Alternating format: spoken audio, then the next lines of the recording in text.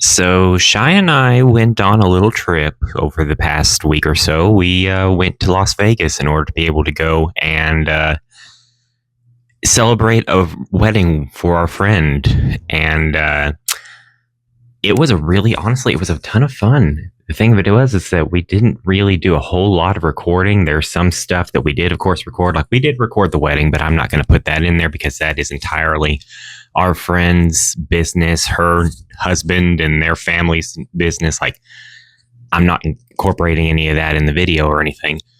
And we didn't really make it a point to record enough of our little trip because we were only there for 3 days. We were there from Sunday through Tuesday. And when we got there on Sunday, needless to say, we were exhausted. At least I was. It was my first time flying a plane in 20 years, and I did it twice in one day.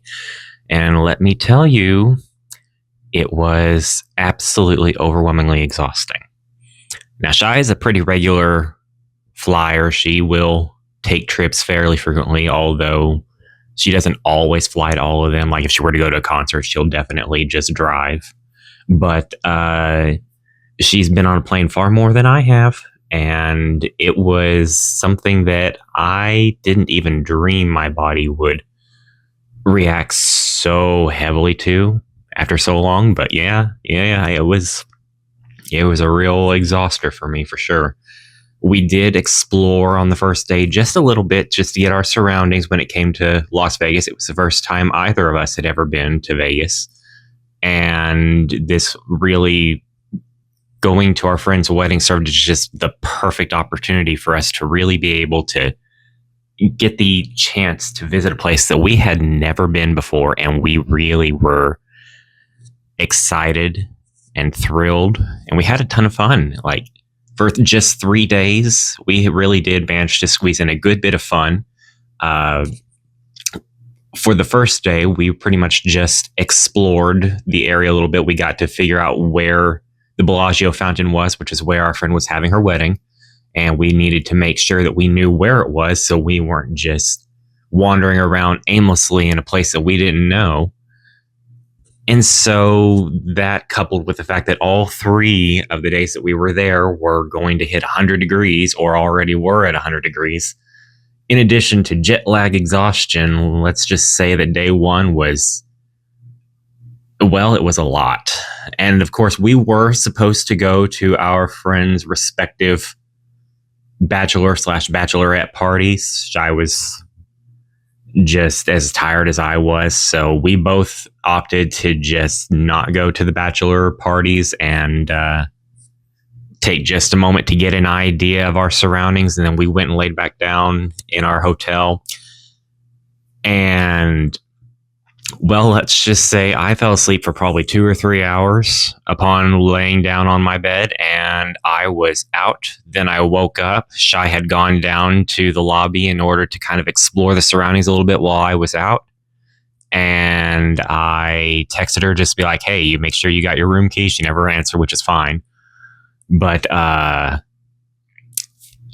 I definitely was worn out. I was awake there for another like 4 hours after I woke up from my jet lag cat nap. And then, well, let's just say we were both pretty damn tired because Shai slept for, I'm not joking, 13 straight hours. She went to bed at 8:30 at night. She woke up at 9:30 the next morning, Las Vegas time.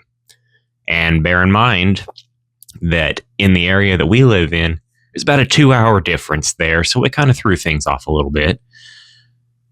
The time change definitely does not help with that whole situation. I'll say that much for sure.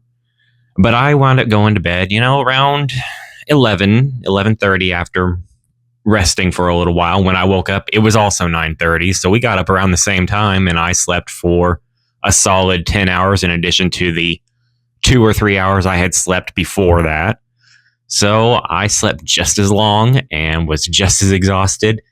And something to know about me for sure is that when I'm tired, I'm cranky. I get angry, I get irritable, and I become unbearably irritating to be around.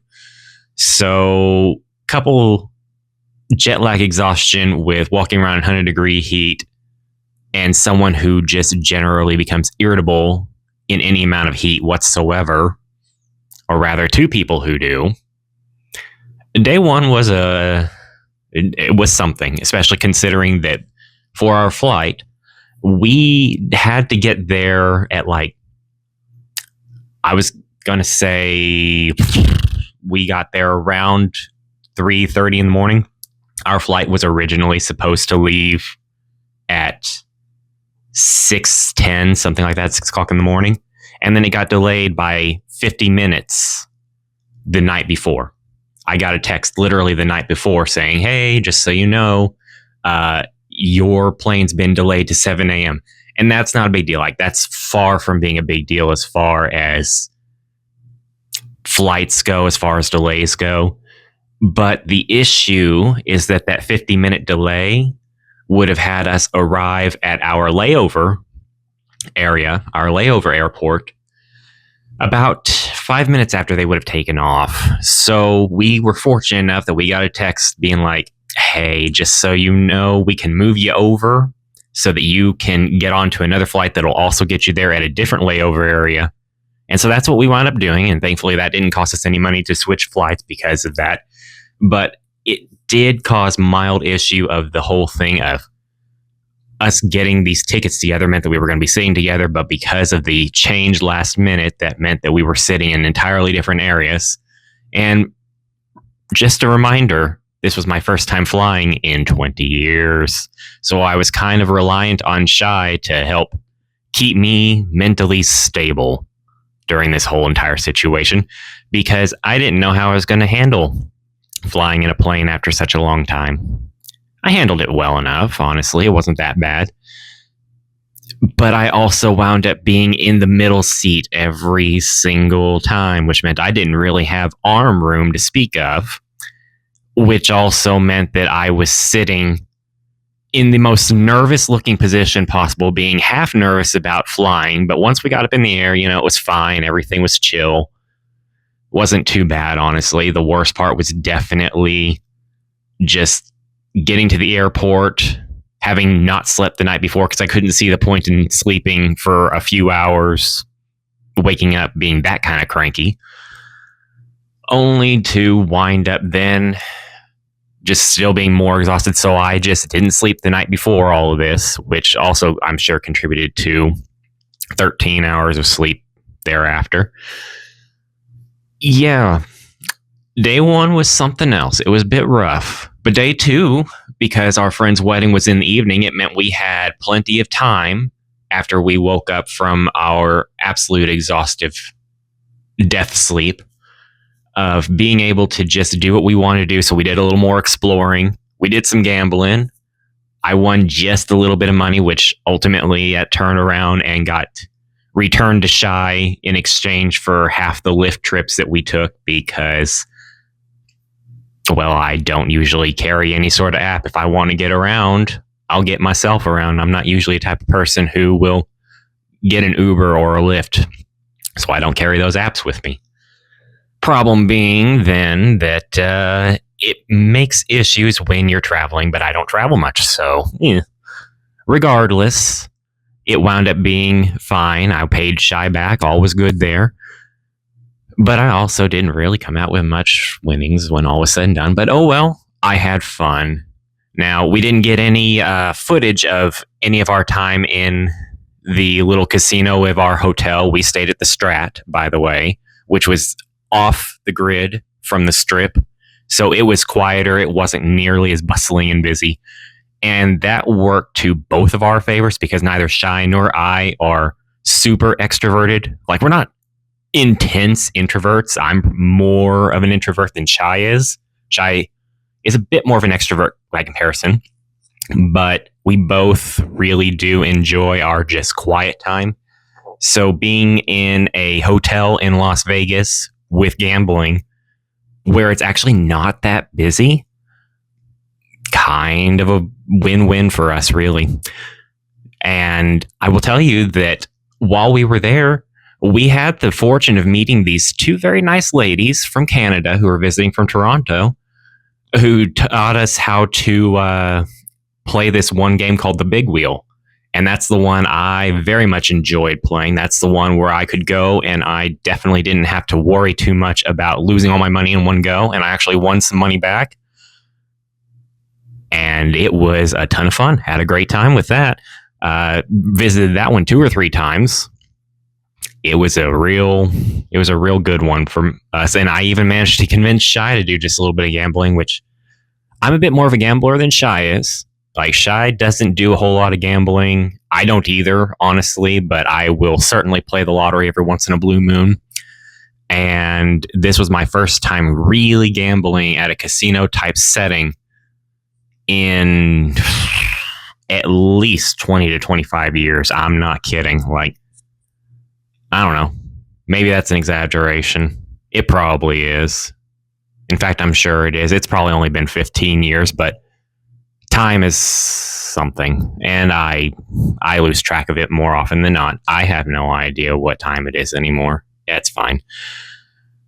Day 2, we had a ton of fun, though, and although the wedding had a couple of very minor hiccups, mind you, minor hiccups, because of the fact that the fountain was actually under construction a little bit for some repairs or some upgrades or something to that effect. The wedding had to be moved from being in front of the fountain to being a little over off to the side. And as a result, we actually got this gorgeous view. It was really something else. It was a case where, it being at 6 o'clock in the evening, we really got the perfect opportunity for this gorgeous evening light situation. And I don't know if they had ordered it, scheduled it, what have you, or if it was just that the Bellagio fountain goes off at a very specific time. The wedding ended with the fountains shooting like 20 feet or so in the air. It was gorgeous. They couldn't have planned it better, honestly. So the wedding was really just something beautiful to get to behold. And it made for a great finishing moment. And we did go and eat with our friends. Again, I'm not showing any of that in the video because it's their private time. It's not my place to be putting anything of their personal lives up without their permission. And even with their permission, I still personally don't feel comfortable doing it, so I'm not gonna. And let's just say it was really a fun, beautiful end to day 2. The unfortunate part, of course, being that with day 3, we had to go back home. Yeah. And when we got up, it was fairly early-ish in the morning. Not too bad. We got about midway through the morning. We had to vacate our room by 11 a.m. And so we went over to the airport. We went ahead and got everything taken care of there. And we hung out there from about 12 o'clock in the afternoon until about 6 or so in the evening when our flight was scheduled to take off. Mind you, I say scheduled because there was a plane in our departure gate that was having mechanical issues, which meant that our plane flight had to be moved down to a different gate and caused delays. So yeah, going to and going from, we had delays on our flights. Now, it wasn't too bad. We only had to move down one gate as opposed to like all the way over across to another area altogether, thankfully. And considering the size of this massive airport in Las Vegas, having to go too far might mean having to take their literal trams that you're seeing in the video. These are trams in the airport, mind you, to get to another area of the airport. Yeah. That means that if we had gone all the way from D gates, which is where we were at, and we had to go all the way over to A gates, we would have had to cross back over to the other side of the airport where we entered in order to be able to take the flight. Thankfully, that was not the case. We were able to stay in a D gate, and it was the next one over. Yay. Now, it wasn't too bad, but we did wind up getting delayed again. As a result, when we got into our layover airport, I was stressed. I was panicking. I was like, we are definitely going to be missing this flight, then we're going to wind up being rescheduled. We're not going to be able to get back home. We're going to wind up having to find a hotel in our layover city. I believe we were laid over in Salt Lake City, Utah. And I don't remember. And that would have resulted in us then making more hotel expenses, because the likelihood that we would have been able to get another flight back home that easily that night was next to zero. Thankfully, that wound up not being the case. And whether it was a case of me simply not remembering our departure time for getting back home, or if they actually did just delay it a little bit, knowing in advance that some of the flights were not getting in on time that day, we did manage to make our flight when we got back home. And by the time we got back to my house, it was about midnight, I guess, maybe a little later. I wasn't as exhausted second time around, but you'd think I definitely would have been hit even harder with even more jet lag, given 4 flights in the span of 3 days for someone who, again, has not flown in 20 years. But it really wasn't that bad. I slept good after that, and over the course of the next few days, I had been just working on the wedding video for our friend, because we did record her wedding, and she didn't have any issue with it. Several people were recording her wedding. And so she has multiple different angles now, and I've been working on that one for a little while. It's nearly done at this point, kind of defeating the whole keeping this in a nondescript time frame manner, but oh well. It was a lot of fun. It was a lot of fun. I'm not the most social kind of person. I don't like getting out and being around a whole lot of people in large crowds in a place that definitely gets very, very, very busy, especially with its vibrant nightlife. I thought I was going to be more overwhelmed than I actually wound up being.